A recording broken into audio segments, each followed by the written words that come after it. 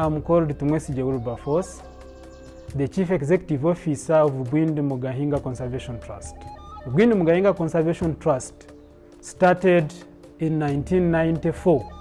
It was registered actually in March of 1994.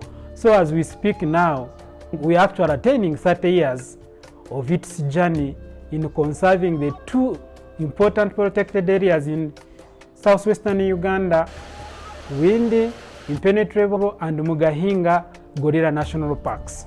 Bwindi Impenetrable National Park and Mugahinga Gorilla National Park were gazetted around 1991, by then under Uganda National Parks. But before that, people around those protected areas had actually entered and encroached those protected areas seriously and severely. Now, meaning that there was great loss of biodiversity and the habitat for endangered mountain gorillas. Now, after them being made into national parks, then there was that kind of coercion between the surrounding communities, and now they created national parks. People were regretting of what they lost. They would go and harvest resources uncontrollably. Some of them had their gardens there. Some of them, they were actually in to finish those protected areas. So now there was a meeting between Uganda then, Global Environmental Facility through World Bank, who sat and agreed with the government of Uganda to see what kind of formation can be made to harmonize the communities and appreciate the role of conservation. It was then that Global Environmental Facility funded the beginning of Bwindi Mugahinga Conservation Trust with $4.3 million. I will just speak on a line only of conserving mountain gorillas. The work we've been doing has been contributing to conservation of the habitat where mountain gorillas live. Let me give some data.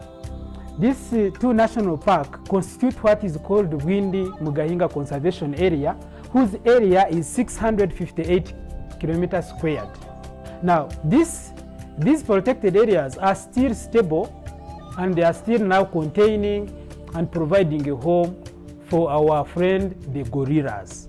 If this area was not there, we would not be talking of gorillas. Because as we speak, I want to speak the good news. Earning from tourism is almost at the head of foreign exchange in this country. And much of this foreign exchange that comes from tourism really comes from this southwestern Uganda because of mountain gorillas in Bwindi and Mugahinga National Parks. To have these numbers of endangered mountain gorillas increasing like that means a lot. A lot has been done to have them increase in number and to attract more tourists. And now as we speak now, other species and biodiversity have also benefited because buffaloes in Mugahinga National Park, elephant in Bwindi National Park, other bird species which are in this biodiversity area. All these species are there and they attract tourists and who bring money in our area. And lastly, we need to document best practices and have them shared very properly. It's the reason BMCT is developing this documentary.